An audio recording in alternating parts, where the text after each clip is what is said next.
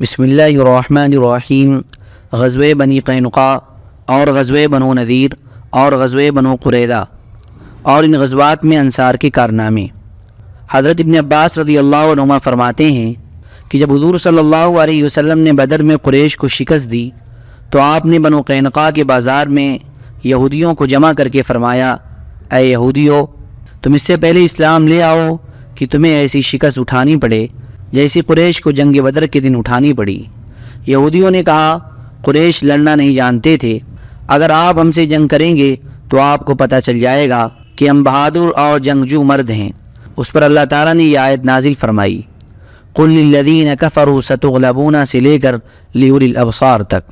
ترجمہ، کہہ دے کافروں کو کہ اب تم مغلوب ہوگے اور ہانکے جاؤ گے دوزخ کی طرف، اور کیا برا ٹھکانہ ہے۔ ابھی گزر چکا ہے تمہارے سامنے ایک نمونہ دو فوجوں میں جن میں مقابلہ ہوا۔ ایک فوج ہے کہ لڑتی ہے اللہ کی راہ میں اور دوسری فوج کافروں کی ہے، دیکھتے ہیں یہ ان کو اپنے سے دو چند سری آنکھوں سے، اور اللہ زور دیتا ہے اپنی مدد کا جس کو چاہے۔ اسی میں عبرت ہے دیکھنے والوں کے لیے۔ ابو داؤد کی روایت میں یہ ہے کہ یہودیوں نے کہا کہ اے محمد صلی اللہ علیہ وسلم، قریش کے چند ناتجربہ کار لڑائی سے ناواقف لوگوں کو قتل کر کے آپ دھوکے میں نہ رہیں۔ اگر آپ نے ہم سے جنگ کی تو آپ کو پتہ چل جائے گا کہ ہم کیسے زبردست اور بہادر لوگ ہیں، اور آپ کو ہم جیسوں سے کبھی پالا نہیں پڑا۔ حضرت زہری فرماتے ہیں کہ جب جنگ بدر میں کفار کو شکست ہوئی تو مسلمانوں نے اپنے یہودی دوستوں سے کہا، اسلام لے آؤ، کہیں اللہ تعالیٰ تم پر بدر جیسا دن نہ لے آئے۔ مالک بن سیف یہودی نے کہا، قریش کی ایک لڑائی سے ناواقف جماعت کو شکست دے کر کیا تم دھوکے میں پڑ گئے ہو؟ اگر ہم نے تمہارے خلاف اپنی ساری طاقت لگانے کا پختہ ارادہ کر لیا تو تمہارے اندر ہم سے لڑنے کی کچھ طاقت نہیں رہے گی۔ حضرت عبادہ بن صامت رضی اللہ عنہ نے عرض کیا، یا رسول اللہ، میرے کچھ یہودی دوست ایسے ہیں جو بڑے طاقتور اور بہت زیادہ ہتھیار والے اور بڑی شان و شوکت والے ہیں، لیکن اس کے باوجود میں یہودیوں کی دوستی چھوڑ کر اللہ اور اس کے رسول کی دوستی اختیار کرتا ہوں۔ اب اللہ اور اس کے رسول کے سوا میرا کوئی دوست نہیں ہے۔ اس پر عبداللہ بن ابی بن سلول منافق نے کہا، میں تو یہودیوں کی دوستی چھوڑ نہیں سکتا، مجھے تو ان کی ضرورت ہے۔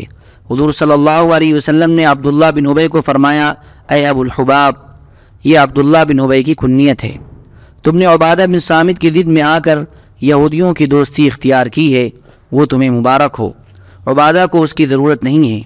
عبداللہ بن ابی نے کہا، مجھے یہ صورتحال منظور ہے۔ اس پر اللہ تعالیٰ نے یہ آیت نازل فرمائی، یا ایھا الذین آمنوا لا تتخذوا اليہود والنصارى اولیاء سے لے کر واللہ یعصمک من الناس تک۔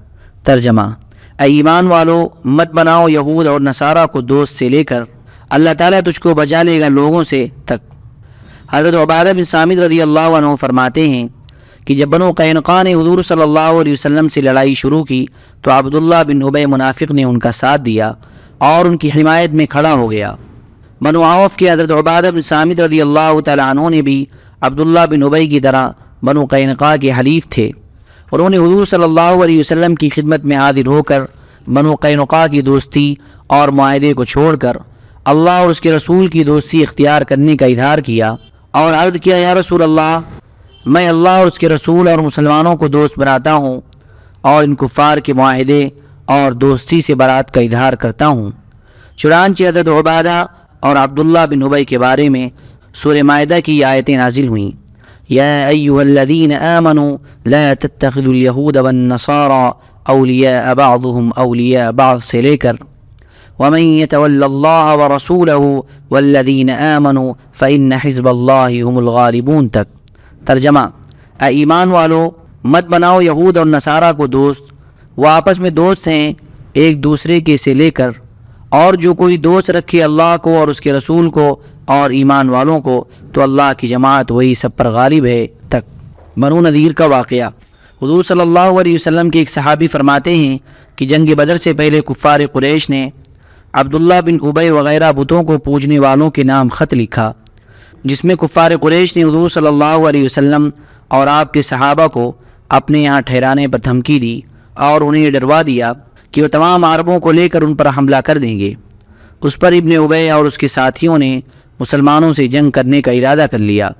چنانچہ حضور صلی اللہ علیہ وسلم کو جب اس کا پتہ چلا تو آپ ان کے پاس تشریف لے گئے اور ان سے فرمائے کہ جیسا فریب تمہیں قریش نے دیا ہے ایسا کسی نے تمہیں نہیں دیا ہوگا۔ وہ تمہیں آپس میں لڑانا چاہتے ہیں کیونکہ مسلمانوں میں تمہارے بھائی اور بیٹے بھی ہیں۔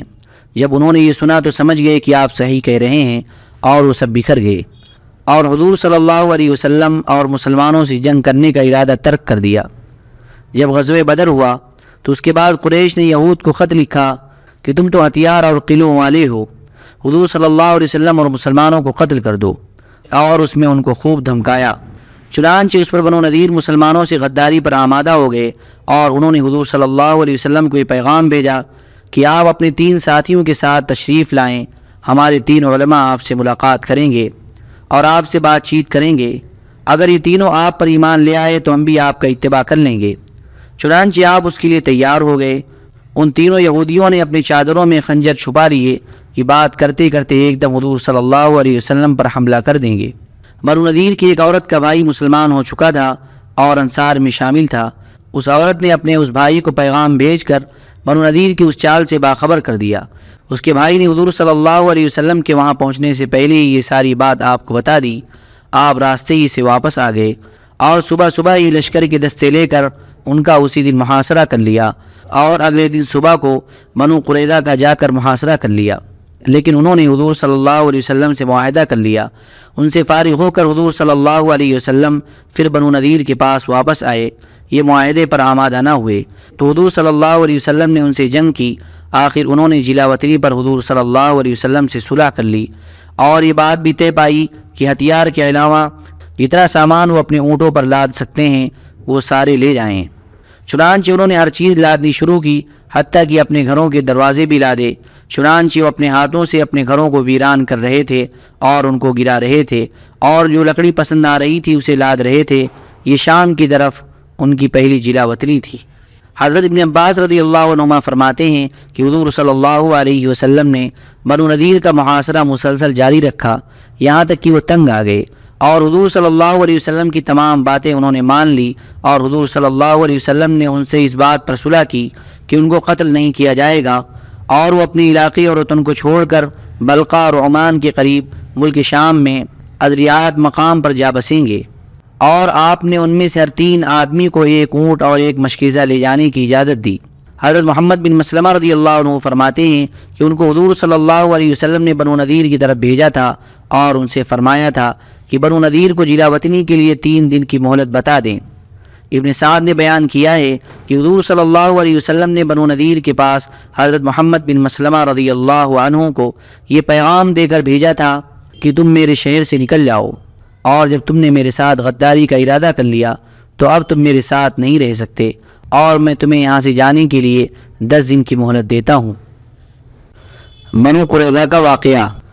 حضرت عائشہ رضی اللہ عنہا فرماتی ہیں کہ غزوہ خندق کے دن میں باہر نکلی اور میں لوگوں کے پیچھے چل رہی تھی کہ اتنے میں نے اپنے پیچھے زمین پر پیروں کی چاپ سنی۔ میں نے دیکھا کہ حضرت سعد بن معاذ رضی اللہ عنہ اور ان کے بھتیجے حضرت حارث بن اوس رضی اللہ عنہ چلے آ رہے ہیں، اور حضرت سعد نے ڈھال اٹھا رکھی تھی۔ میں زمین پر بیٹھ گئی، چنانچہ حضرت سعد گزرے اور انہوں نے لوہے کی زرہ پہن رکھی تھی۔ قد کے لمبے ہونے کی وجہ سے ان کے جسم کا کچھ حصہ اس زرہ میں سے ظاہر ہو رہا تھا۔ مجھے خطرہ ہوا کہ ان کے جسم کے کھلے ہوئے حصے پر دشمن وار نہ کر دے۔ حضرت سعد بھاری بھرکم اور بڑے قد آور انسان تھے۔ وہ یہ شعر پڑھتے جا رہے تھے: لبث قلیلا یدرک الہیجا حمل ما احسن الموت اذ حان الاجل۔ ذرا تھوڑی دیر ٹھہر جاتا کہ حمل نامی آدمی بھی لڑائی میں پہنچ جائے، اور جب موت کا وقت آ جائے تو کتنی حسین معلوم ہوتی ہے۔ پھر میں کھڑی ہوئی اور ایک باغ میں داخل ہوئی۔ وہاں دیکھا تو چند مسلمان وہاں بیٹھے ہوئے تھے، جن میں حضرت عمر بن خطاب رضی اللہ عنہ بھی تھے، اور ان میں ایک مسلمان خود پہنے ہوئے بھی تھے۔ مجھے دیکھ کر حضرت عمر نے فرمایا: تم کیوں آئی ہو؟ اللہ کی قسم تم بڑی جرات والی ہو، تمہیں اس بات کا خطرہ نہیں کہ کوئی مصیبت پیش آ جائے یا شکست ہو جائے اور بھگدڑ مچ جائے تو تمہیں اس جنگ کے دوران گھر میں رہنا چاہیے تھا، باہر نہیں نکلنا چاہیے تھا۔ حضرت عمر مجھے ملامت کرتے رہے یہاں تک کہ میرا دل چاہنے لگا کہ زمین پھٹ جائے اور میں اس میں چلی جاؤں۔ اتنے میں خود والے آدمی نے اپنا خود سر سے اٹھایا تو حضرت طلحہ بن عبید اللہ رضی اللہ عنہ تھے۔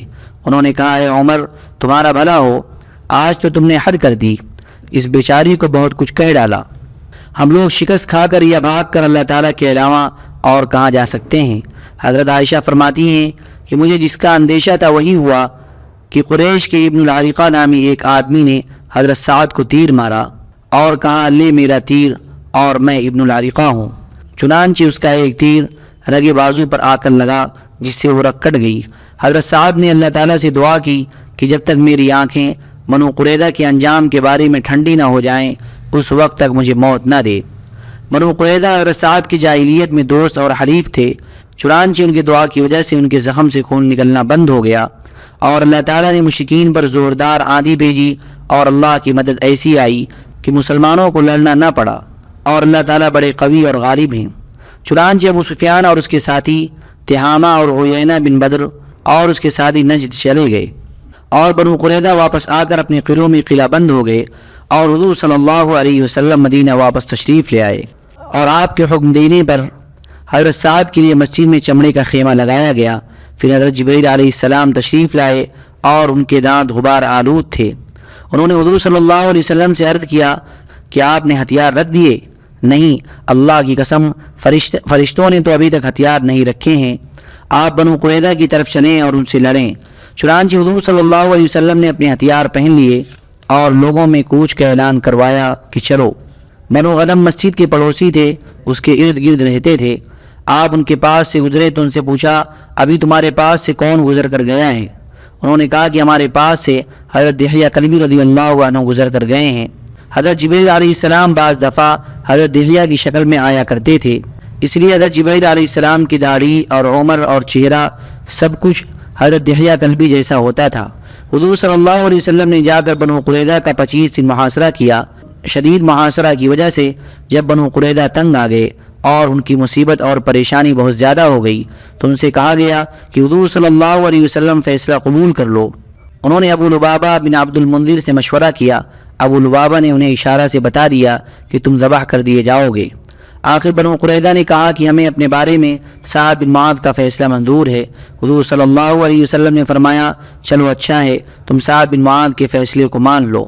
چنانچہ حضرت سعد بن معاذ رضی اللہ تعالیٰ عنہ کو ایک گدھے پر سوار کر کے لایا گیا جس پر کھجور کی چھال کا پالان رکھا ہوا تھا۔ راستے میں ان کی قوم نے ان کو ہر طرح سے گھیرا ہوا تھا اور سب ان سے بنو قریظہ کی سفارش کرتے ہوئے کہہ رہے تھے کہ یہ تمہارے حلیف ہیں اور دوست ہیں اور مصیبت میں کام آنے والے ہیں اور انہیں تم خود اچھی طرح جانتے ہو۔ حضرت سعد سب کی سنتے رہے اور خاموش رہے اور انہوں نے ان کی کسی بات کا کوئی جواب نہ دیا اور نہ ان کی طرف متوجہ ہوئے۔